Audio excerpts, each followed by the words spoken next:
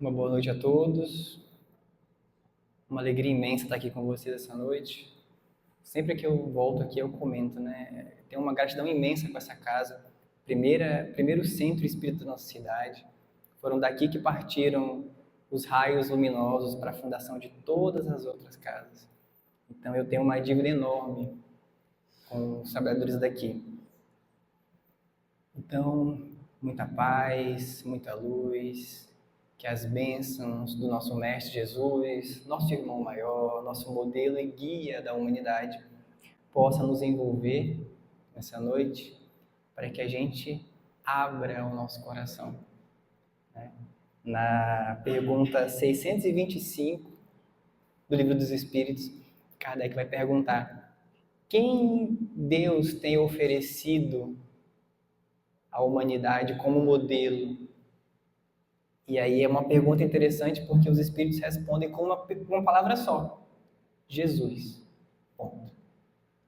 E aí o Kardec complementa, né? O Kardec vai falar que Jesus é o tipo moral, é o ser perfeito, é o maior exemplo de moralidade que nós podemos almejar aqui na Terra. Então, esse ser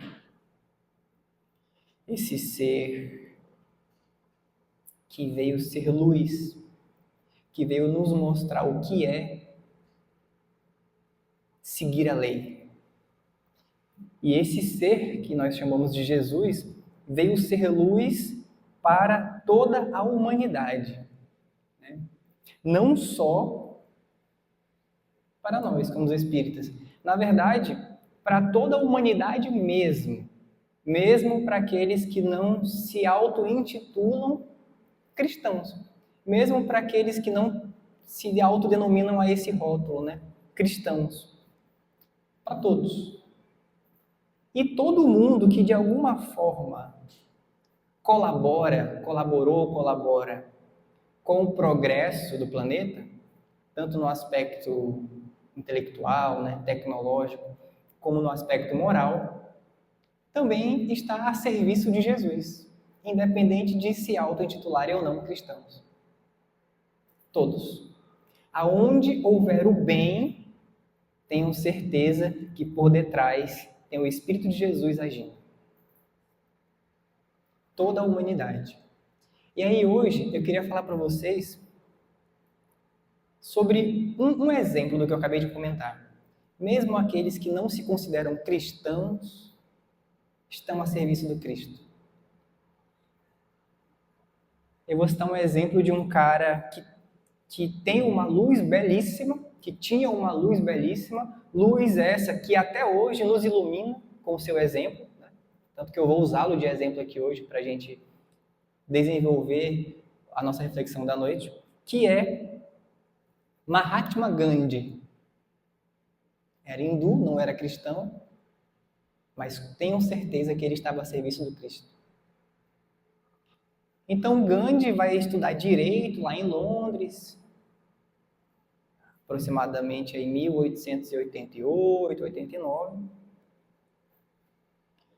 E aí o Gandhi conta que a primeira vez que ele teve contato com o Evangelho de Mateus, ele se apaixonou por Jesus.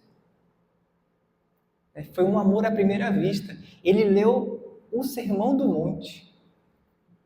Ele se apaixonou tanto por Jesus que ele fala o seguinte: se perdessem todos os livros sacros da humanidade e só se salvasse o Sermão do Monte, nada estaria perdido. Olha.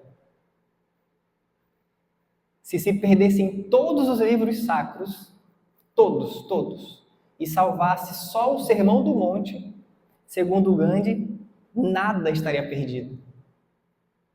Então ele se apaixona por Jesus, continua sendo hindu, mas se apaixona por Jesus, né? Gandhi, não sei se vocês sabem, mas Gandhi foi a pessoa que ajudou a Índia a conquistar a sua independência enquanto colônia do Império Britânico. E ele fez tudo isso usando uma filosofia de não violência. sem levantar uma arma.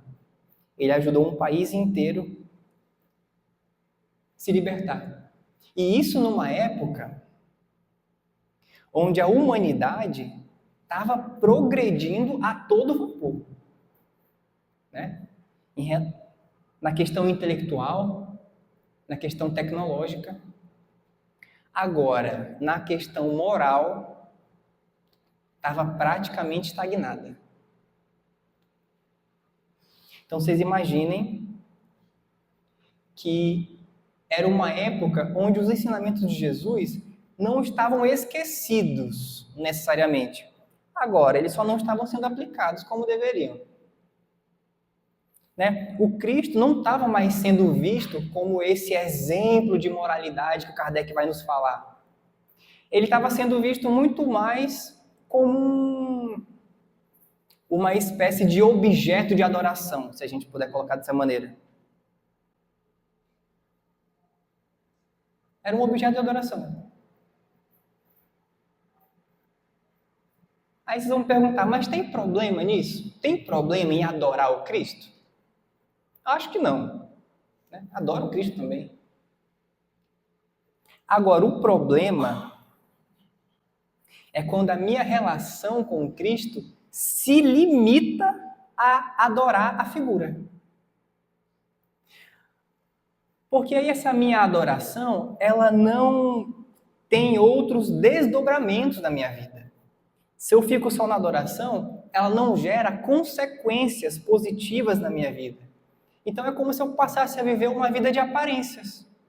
Uma vida para demonstrar que eu estou adorando a figura, quando internamente não passa de um símbolo que eu adoro. Então Gandhi veio numa época que a maioria dos cristãos estavam assim. E quando eu falo isso, parece que faz muito tempo, né? Mas não faz nem 100 anos que ele desencarnou, não, viu? Foi muito recente. O que isso quer dizer? Olha esse exemplo da vida de Gandhi. Então, Gandhi estava lá na Índia, caminhando, lá na capital. E um grupo de soldados britânicos o avistam. Sem mais e nem menos, um dos soldados se aproxima e desfere um soco na cara de Gandhi. Ele, obviamente, cai no chão. E o que o soldado estava esperando? Que ele se revoltasse, que ele revidasse, que ele desse motivo para que ele batesse mais. O Gandhi então levanta, se recompõe e não esboça uma reação de violência. O soldado então desfere outro soco na cara do Gandhi, que novamente torna a cair. E mais uma vez se levanta, se recompõe novamente e não demonstra uma frustração, uma revolta. E aí o soldado vê aquilo e fala assim, escuta aqui, quem foi que te ensinou a ser covarde desse jeito? Sabe o que o Gandhi responde? Ele fala assim, quem me ensinou a ser assim, meu irmão, foi o homem que está pendurado no crucifixo que você carrega no peito.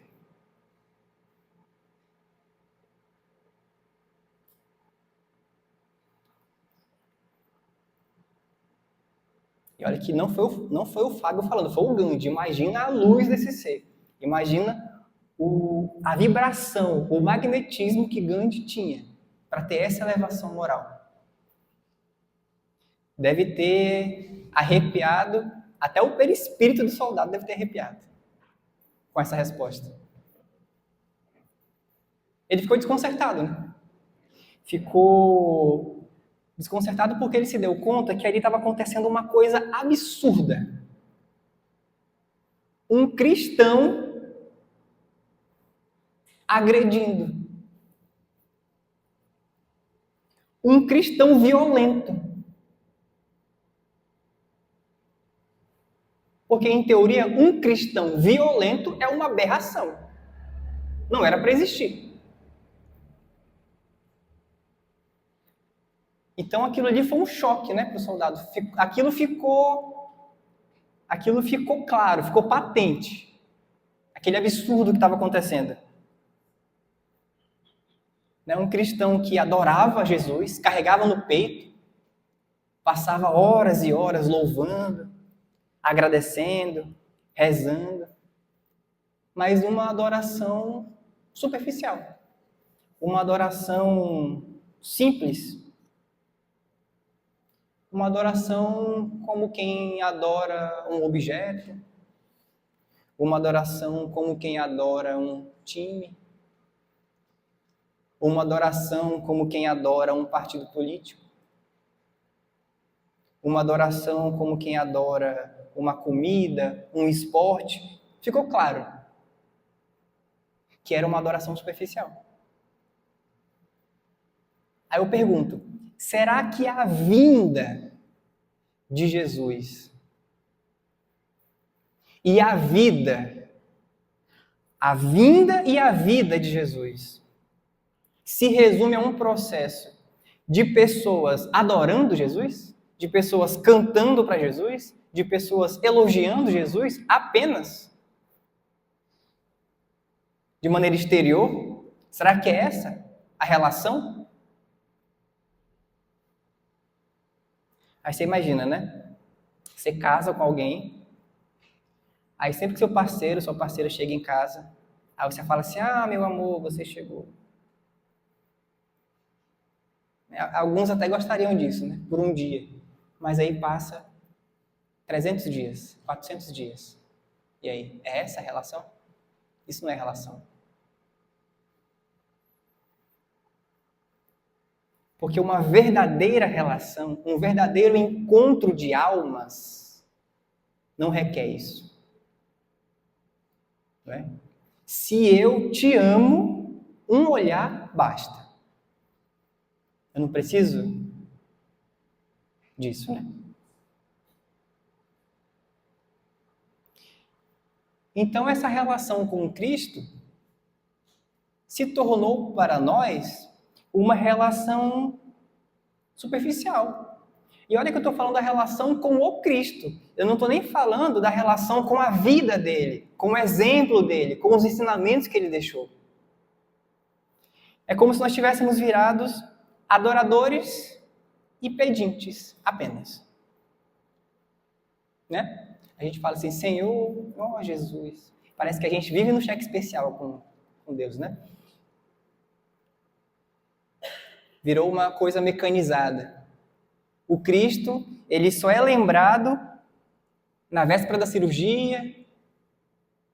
O Cristo só é lembrado na véspera da prova, da faculdade. O Cristo só é lembrado quando a gente tem um problema em casa. Aí a gente lembra do Cristo, né? Essa relação de pedinte. Aí vocês vão se perguntar de novo, mas está errado isso? Tem alguma coisa de errado disso? Tem algum problema em pedir as coisas para Jesus? Não. Claro que não. Inclusive, se você não está pedindo ainda, comece. Se você não está pedindo ainda, comece. Agora, o problema mesmo está quando a nossa relação se limita a só isso. A só pedir. Porque se a minha relação com Cristo é uma relação apenas de adorar, como se fosse um objeto distante, e pedir, e não reflete em transformação moral na minha vida, então é uma relação muito estreita. É uma relação muito estreita. Né? E aí então vem o Espiritismo, vem a doutrina espírita, para reviver esse cristianismo, para reviver, para restaurar o que o Cristo deixou. Aí veio o Espiritismo. Aí eu lembro de uma história, a mulher de uma moça que foi encontrar com o Chico, enfrentou a fila para falar com o Chico, chegou e falou, Chico, meu irmão, eu tô com um problema. Fale seu problema. É o meu marido, Chico. O meu marido é um ótimo homem, é um excelente marido. Eu nem vou entrar muito em detalhes porque podem ouvir aqui, mas é um excelente namorado, é um ótimo marido, é um excelente pai para os nossos filhos, é um bom homem no trabalho, um bom profissional, é um bom filho. Ele só tem um defeito, Chico. Qual será, né, o defeito desse homem? Você deve estar pensando, ixi, no mínimo deve usar drogas, né? Qual que é o defeito, minha filha, desse homem? Ele não é espírita, Chico. O que vocês responderiam no lugar do Chico? Antes de eu falar o que o Chico respondeu, o que vocês falariam?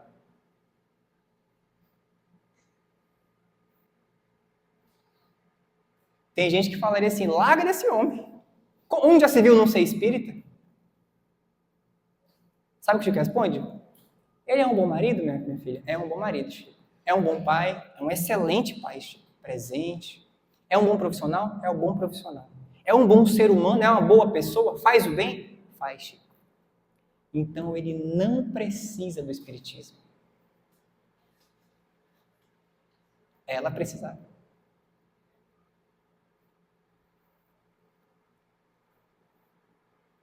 Entenderam? Se vocês entenderam, então vocês estão prontos para a próxima pergunta. Então, qual é o objetivo do espiritismo? Já se perguntaram isso? Para que ele serve?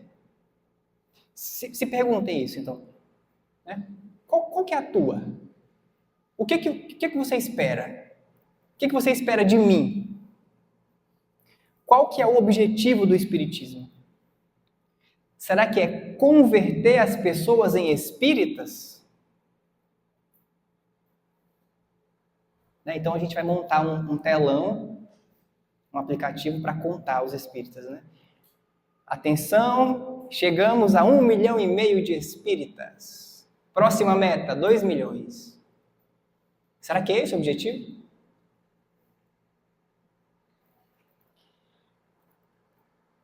O grande objetivo do espiritismo é ajudar a formar os chamados homens de bem. O grande objetivo do espiritismo é te transformar em uma boa pessoa. Em um ser humano de bem. Não em um ser humano que vive bem, não. Um ser humano que vive o bem. Um ser humano que faz o bem.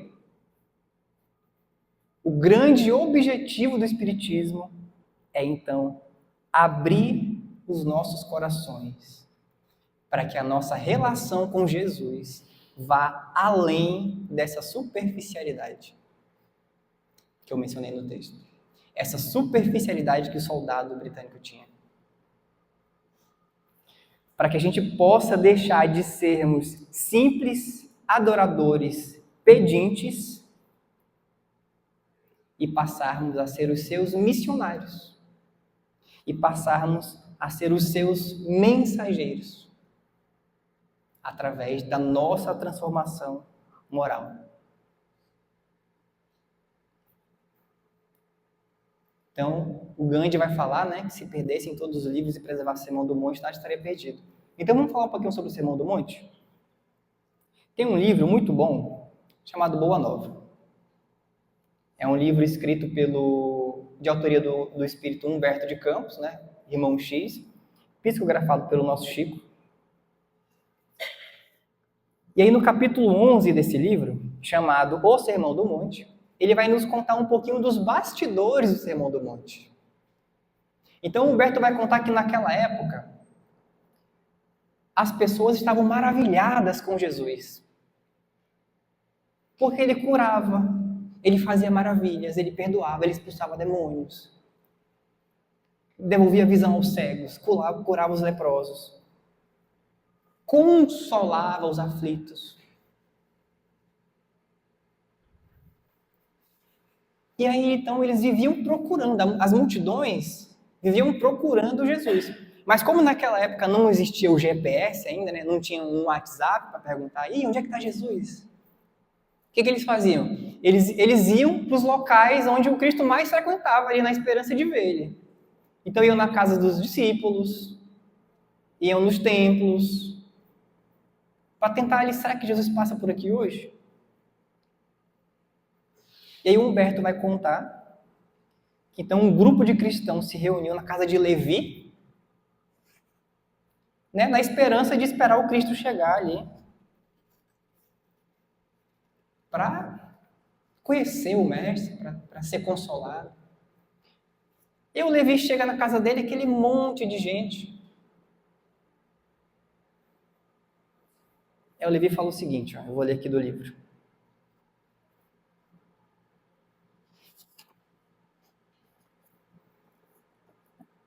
Eu vou resumir aqui um pouquinho pelo tempo, mas o Levi fala o seguinte: irmãos, o reino de Deus, o reino dos céus, quando ele estiver pronto, ele vai abrigar todos os corações. Agora, até que ele se concretize, a gente precisa de pessoas que possam fazer algo pelo trabalho. Aí ele começa a dar exemplo.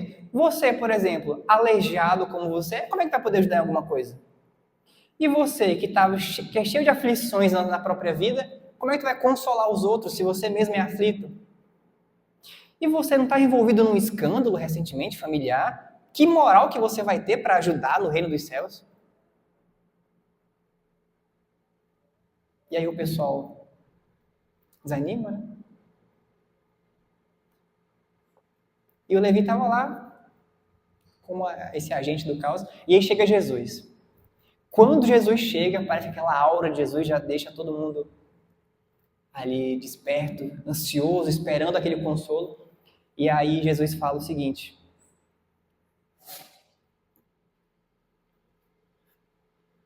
olha, Jesus fala: Levi, precisamos amar e aceitar a preciosa colaboração dos vencidos do mundo. Se o Evangelho é a boa nova, né, se o Evangelho é essa notícia boa, então quem mais precisa de uma notícia boa do que quem está aflito? O pessoal que já venceu o mundo, o pessoal que já está bem materialmente, não está aflito com nada. Quem precisa de consolo, Levi, é quem está passando dificuldade. O Levi começa a se justificar, né? Igual a gente faz muitas vezes, né? Não, Jesus, mas as minhas observações partiram tão somente do meu intenso desejo de apressar a supremacia do Evangelho entre os que governam o mundo. Sabe o que Jesus fala? Quem governa o mundo é Deus. E o amor não age com inquietação. Quem governa o mundo é Deus. Isso me lembra uma vez que eu estava num grupo de estudo, e aí o pessoal estava meio pessimista nesse dia, estava conversando sobre como a Terra tá difícil, né? Sobre como as coisas estão complicadas, sobre como o mal está latente, quantas coisas ruins acontecendo. E eu lembro que por um segundo assim, eu comecei a concordar. Eu pensei, nossa, realmente, o mal tá mal, né? E aí um amiguinho espiritual se aproximou e falou assim: a Terra tá piorando, né? Aí ele falou assim: então, me responde uma coisa, quem é que governa mesmo o planeta? Espiritualmente é Jesus. E ele não tá fazendo um bom trabalho, então, né? E aí na hora opa, e ele foi embora. E na hora eu percebi o meu erro. Quem governa é Deus. E o amor espera, é paciente, é benevolente. E Jesus continua, olha o que Jesus fala: até que a esponja do tempo absorva as imperfeições terrestres, diante de séculos de experiência necessária, os triunfadores do mundo são pobres seres que caminham por entre tenebrosos abismos. O leito de dor, a exclusão de todas as facilidades da vida, a incompreensão dos mais amados, as chagas e as cicatrizes do espírito são luzes que Deus acende na noite sombria das criaturas. É necessário que nós amemos intensamente os desafortunados do mundo. As suas almas são a terra fecunda pelo adubo das lágrimas e das esperanças mais ardentes, onde as sementes do Evangelho desabrocharão para a luz da vida. É também sobre os vencidos da sorte, sobre os que suspiram por um ideal mais santo e mais puro do que as vitórias fáceis da terra, que o Evangelho assentará as suas bases divinas. Então, olha a lição de Jesus. São os desafortunados, é quem sofre que precisa do Evangelho. E mais, são eles que sustentarão a base do Evangelho na terra. Somos nós que estamos sofrendo. Porque quem está materialmente bem não precisa de consolo.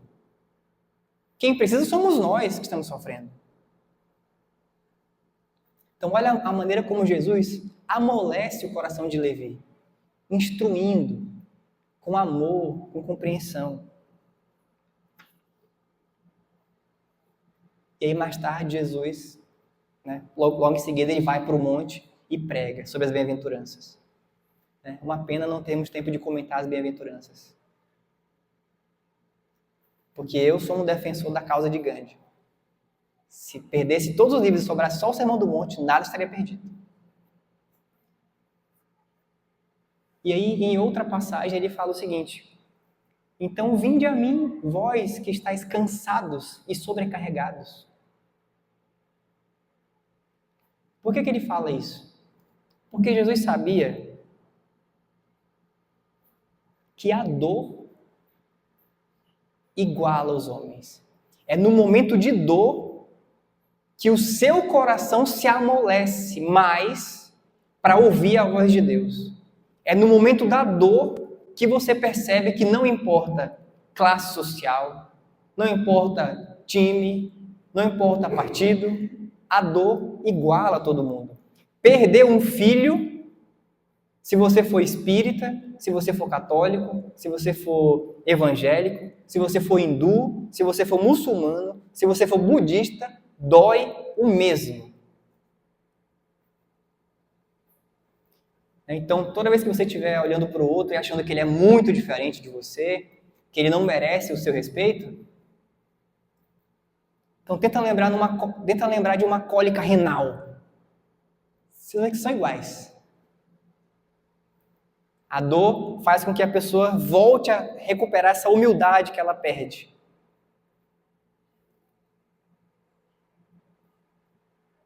E Jesus sabia que é no momento de angústia, são nos momentos de aflição, é quando as preocupações tomam conta da nossa mente que a gente encontra em Jesus a paz que o mundo não é capaz de dar.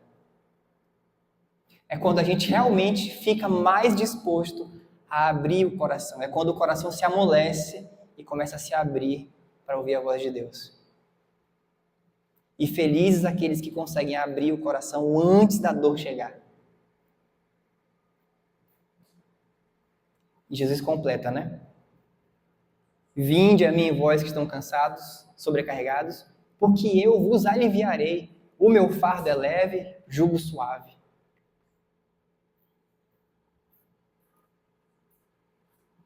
Então ele convida, se submeta, carrega o fardo. Não é só orar, não é só adorar, não é só dizer que reconhece Jesus. É trabalhar, é carregar o fardo. Trabalhar com ele, do lado dele. É se submeter à lei, que é o que ele está pedindo.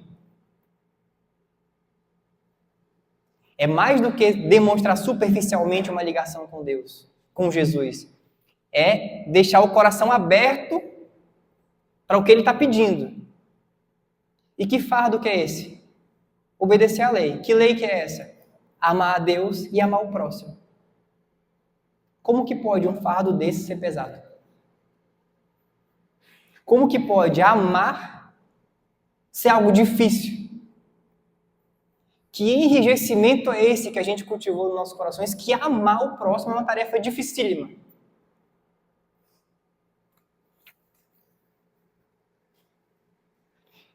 Então a mensagem de hoje é essa. Jesus está nos convidando o tempo inteiro através do seu exemplo, através de tantos missionários que vieram antes dele, para que você abra o seu coraçãozinho e passe de alguém que, a exemplo do soldado britânico, é alguém que demonstra uma ligação com Jesus, é alguém que reconhece o Cristo, que pede, mas que não reflete na própria vida o que ele pede para fazer. O Emmanuel tem um poema muito bonito, né? O poema dele começa assim. Como é que ele começa? Todo espírito, todos os homens menos rudes têm uma convocação pessoal a serviço do Cristo. As formas podem variar, mas a essência e o apelo é o mesmo. Então, que a gente possa ir para casa essa noite cientes de que o Cristo convida. Basta você abrir o coração e aceitar. Mas eu já errei tanto. Mas eu já fiz tanta coisa ruim. E agora? Então, que a gente possa ir para casa lembrando do exemplo do Chico Xavier. O Chico Xavier falava o seguinte: todas as vezes que eu errava, que eu cometia uma falta grave, e eu fico pensando, que falta grave que Chico Xavier podia ter cometido.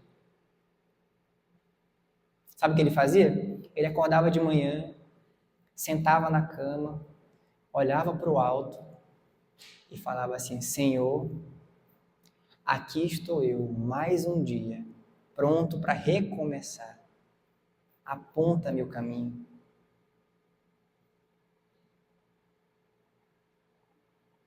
Então, que a gente possa ir para casa pensando nisso. Eu sei que a gente errou muito. Eu sei que a gente sofreu muito. A gente deve ter feito muita coisa nas outras vidas. Mas ninguém fez isso porque é mal por essência.